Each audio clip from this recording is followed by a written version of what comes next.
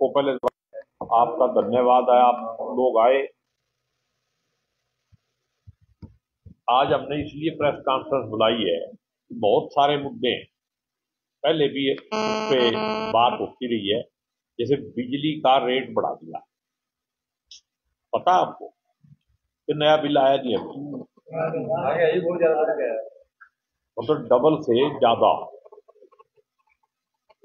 सरसों का तेल जो गरीब लोगों को देते थे, उसका रेट 20 रुपये से सीधा 50 रुपये कर दिया। बीपीएल कार्ड 6.5 लाख से ज्यादा कट चुके हैं। और ये कार्ड बने कब थे? जब इलेक्शन से पहले। ये थे ही नकली कार्ड, सिर्फ लोगों को बकाने के लिए। अभी तो और कई लाख कटे। और आपने देखा होगा कि सभी जगह पे खाद की दुकानों पे लाइन लगी। देखी फोटो अखबार में छपती है, मैं भी देखता हूँ। अखबार पढ़ते नहीं होंगे तो। जब डीएपी खाद की जरूरत है किसान को, तो डीएपी स्टॉक में नहीं है। और जब अब यूरिया की जरूरत पड़ेगी, तो यही सरकार पिछली बार भी मैं 2-3 साल से देख रहा हूं, जब यूरिया की जरूरत होती तो कहते डीएपी ले जाओ, जब डीएपी की जरूरत होती तो कहते यूरिया ले जाओ। ऐसी अनमैनेज्ड व्यवस्था मैंने किसी सरकार की नहीं देखी। और या ये कह लो कि ये किसान विरोधी सरकार है, और किसानों को समय पे खाद पानी का इंतजाम ना करना, वो इनके एजेंडे पे।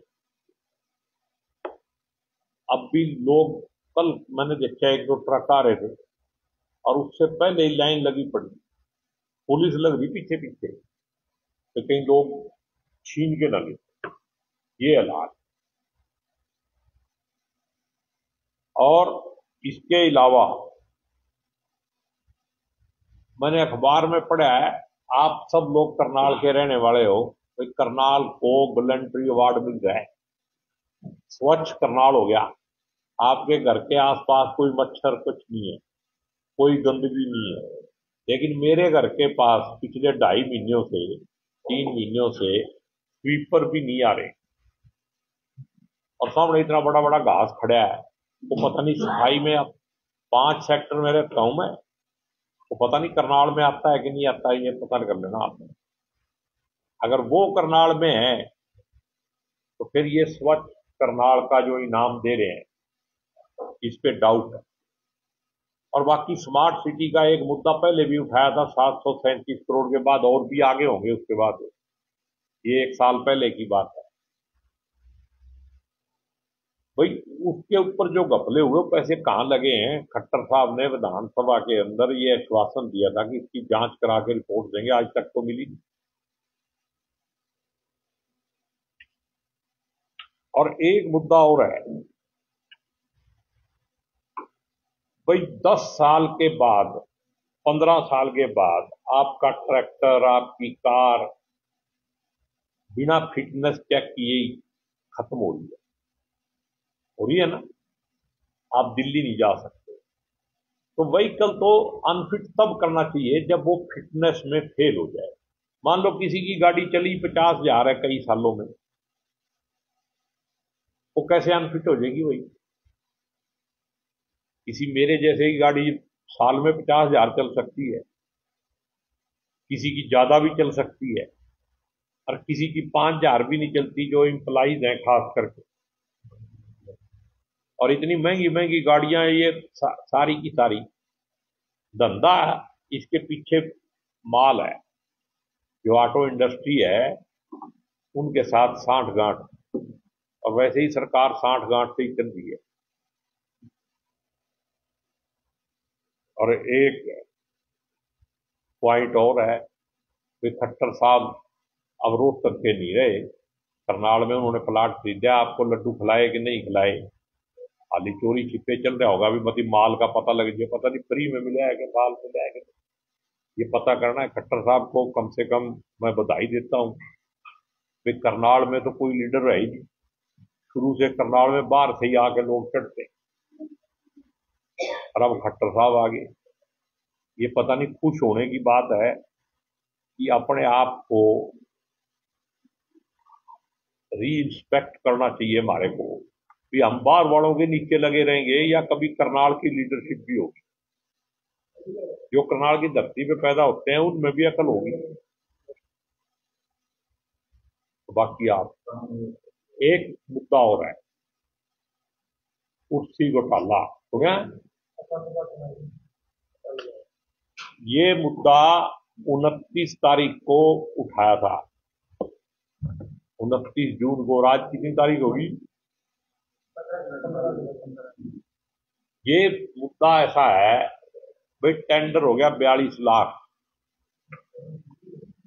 की कुर्सियां खरीदने। टेंडर किसी और के नाम है, कुर्सियां खरीदने वाला कोई और है और लगाने वाला कोई और है, पता ही नहीं किसी। और जब रौला पड़ा तो उठाने वाला कोई और है। एसडीएम साहब से बात करो। हमारे यूथ के साथियों ने एसडीएम को मेमोरेंडम दिया, वो कहता है जी मेरे को पता ही नहीं, मैं तो इंक्वायरी नहीं कर रहा, कमिश्नर मैडम कर रही होगी। कमिश्नर मैडम से मैंने बात करी, वो कहती है एसडीएम ही कर सकता है, वही करेगा, मैं बात करूं। अब मेरे को पता लग गया, अभी ऑफिशियली तो उन्होंने नहीं बताया, लेकिन सुनने में आया भाई डीएमसी के तहत कोई एक कमेटी बनी है, वो जांच करेगी। और जांच करने की वैसे जरूरत नहीं है, वो कुर्सियां तुल चुकी हैं। 50 किलो की कुर्सी आनी थी, वो कुर्सियां 32-32 किलो की। खुद मान रहा है, एसडीएम की एक स्टेटमेंट है, उसी में वो मान रहा है पत्रकारों के सामने। जांच पता नहीं कौन किसकी करेगा। और कुर्सियां उठाने, एक HKRM में नौकरी करता है लड़का तरावड़ी में, कुर्सियां उठाने वो गया हुआ है। तो ये घपला ही नहीं, घपले में कुछ घपला है। तो इसकी जांच कब होगी और टेंडर कब कैंसिल होगा? अभी तक टेंडर कैंसिल नहीं किया, ना उस पर रोक लगाई है। लीपापोती करने के लिए अभी चल रहे हैं। एसडीएम साहब ने एक काम अच्छा करा, जो एसडीएम दफ्तर में कुर्सियां लगाई थी वो उठाने दी, वो वहां पड़ी है सबूत के लिए, और वो भी 32-32 किलो की है। एक आधी कोई ऊपर नीचे की, अब कहीं बदल लें आपस में कुछ, रात के अंधेरे में इतना लेट कर रहे हैं। तो मैं सरकार से ये कहूंगा कि वैसे तो तुम कहते हो जीरो टॉलरेंस है, वैसे तो ये बीजेपी है ही घपलियों की सरकार है, जांच नहीं करते। ये बात की जीरो टॉलरेंस है, कितना ही बड़ा घपला हो जाए, चाहे वो रजिस्ट्री घपला हो, चाहे वो शराब घपला हो, किसी की जांच आई आज तक? ये तो कोरोना में भी अवसर ढूंढते हैं, माल कहां से आएगा, स्मार्ट सिटी का पैसा कहां है, उसका हिसाब नहीं है। और सबसे आखिरी मुद्दा है, प्रदेश के अंदर लॉ एंड ऑर्डर की स्थिति बहुत खराब है। और करनाल तो बहुत ही शांत सिटी था, यहां भी कभी कहीं गोली चल जाती है। हमारे हल्के में भी बुरा हाल है। अभी थोड़े दिन पहले मैं सुन रहा था, बड़ा गांव में ही गोली चल गई। 2 आदमी मामूली सी बात पे पड़ोसी लड़ पड़े और तुरंत गोली। और गोलियों के लाइसेंस तो आजकल विश्व हिंदू परिषद वालों को मिलते हैं भाई, बाकियों को तो मिलता नहीं। ये मुद्दा मैंने विधानसभा में भी उठाया, अगले उन्हें बोर्ड लगा के कह रखा है भी आओ हमारे पास और लाइसेंस ले जाओ और हथियार भी ले जाओ। तो ये बहुत सारी बातें हैं, इन बातों को उठाने के लिए आप लोगों को बुलाया था। बाकी कोई आप सवाल जी, जो निगम कार्रवाई कर रहा है बाजारों के अंदर, कैसे देखना अतिक्रमण का? अतिक्रमण वो इसलिए कर रहा है, गरीब आदमी नहीं रहना चाहिए। जब उनके वोट काटने के लिए बिहार में क्या कर रहे हैं देखा ना, करोड़ों लोगों को कहते जी नागरिक साबित करना है, पहले सारा सौदा बंद करके एक नागरिक का कार्ड ही बना दो ना। जब आधार कार्ड बनाया था सीधा नागरिक का कार्ड बना देते। हर काम में तो आधार कार्ड चलेगा, आधार कार्ड से ही आपको राशन मिलेगा, आधार कार्ड से ही आपको आयुष्मान चलेगा, आधार कार्ड से कोई भी सुविधा है वो चलेगी। और जब वोट बनाना है तो आधार कार्ड नहीं चलेगा। इसके पीछे मंशा क्या है? तो चुनाव आयोग से मेरा अनुरोध है कि वो भी देश का चुनाव आयोग बन के काम करे। बीजेपी का चुनाव आयोग नहीं है वो, ये देश बीजेपी नहीं है, आरएसएस नहीं है, ये देश इस जनता का है। और जनता जो है वो वाली दो हिस्से बीजेपी के खिलाफ है वोट गिरने पे। जून खत्म हो गया, जून तक बंदेगा। मैंने नहीं कहा, मैंने ये कहा था 15 अगस्त को हम जो जश्न है संगठन के साथ बनाएंगे, याद कर लेते। जून आखिरी में कहा, 28 तारीख जून आखिरी में कहा था, लेकिन मैंने कहा था भाई 15 अगस्त का जश्न हम संगठन के साथ बनाएंगे। तो इस बार जो हम 15 अगस्त मनाएंगे वो नए संगठन के नेतृत्व में ही मनाएंगे, ये पक्का वादा है। मैं बोलिया तो है, तो 20 का 50 रुपये लीटर कर दिया, और अब नया फार्मूला दिया है भाई, वो 2 लीटर की बजाय तुम 1 लीटर ले लोगे तो 20 का ही दे देंगे। देखा मारने का तरीका। अब बिजली तो इतनी कर दी है जिनका बड़ा कनेक्शन है ना, 200 रुपये तो उसके ऊपर फिक्स चार्जेज बढ़ा दिए केवी के साथ। और जिसको फ्री बिजली देनी है बीपीएल वालों को, दूसरों को, उनके ऊपर भी यूनिट का रेट बढ़ा दिया। और मैं तो सबसे बड़ा सवाल इसमें यह है कि उससे 2 महीने पहले 1 अप्रैल से लागू किया इसको, फिर बजट में क्यों नहीं था ये सारा? ये बैकडोर से एंट्री का मतलब क्या है? इसका मतलब ठगी का काम है। अगर ईमानदारी थी तो ये बजट में ही होना चाहिए। विपक्ष के नेता सवाल खड़े कर रहे हैं, डॉक्टर करनाल में विपक्ष है नहीं, विपक्ष दिखाई दे नहीं रहा। हम सारे विपक्ष में ही हैं, हम सत्ता के थोड़ी हैं। हम जितने बैठे हैं, और हर तीसरे दिन कहीं ना कहीं मेरी वीडियो सुनता होगा, मैं विपक्ष में हूं कि नहीं?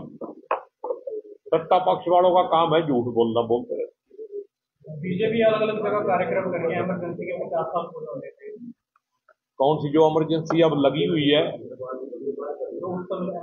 उस समय जो इमरजेंसी लगी थी तो उसका प्रावधान था संविधान के अंदर। अब जो इमरजेंसी लगी हुई है वो बीजेपी और आरएसएस की गुंडागर्दी से लगी हुई, अघोषित इमरजेंसी। सेक्टर 12 में एक्सीडेंट हुआ तो परिवार का कहना है कि पुलिस कह रही है कि वहाँ कैमरे नहीं चल रहे और वहाँ चालान रोज करते हैं। एसपी ऑफिस के सामने भाई देखो, जब पुलिस के ऊपर कोई बात आएगी या सरकार पे बात आएगी तो कैमरा बंद हो गया होगा। कैमरे में ऑटोमेटिक फीड कर रखा है कि जब सरकार के खिलाफ कोई बात जा रही हो तो बंद हो जाएगा। लोचन सिंह जिस टाइम कांग्रेस काफी मुद्दे चल रहे हैं, तो चले जान करके कांग्रेस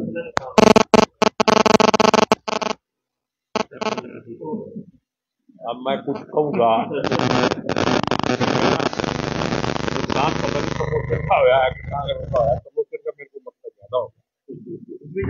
हमारा सीनियर साथी था वो, उसके जाने से प्रमोशन का ही ज्यादा नुकसान है। एक के बाद एक कर्मचारी पूरे हरियाणा में पकड़े जा रहे हैं अलग अलग विभाग से रिश्वत के मामले। यही तो अभी मैं कह रहा हूँ भी घपले और करप्शन का अड्डा है ये। लॉ एंड ऑर्डर की सिचुएशन खराब है। और एक बात मैं आपको बता दूं, ये 15 अगस्त से पहले हमारा संगठन बन जाएगा। अगर कांग्रेस वालों ने कांग्रेसी बन के 6 महीने भी काम कर दिया ना, ये बीजेपी घुटनों के बल चलेगी। लिख लेना आप, बीजेपी मजबूत नहीं है, कांग्रेस मजबूत है। कांग्रेस के थोड़े नेता कमजोर।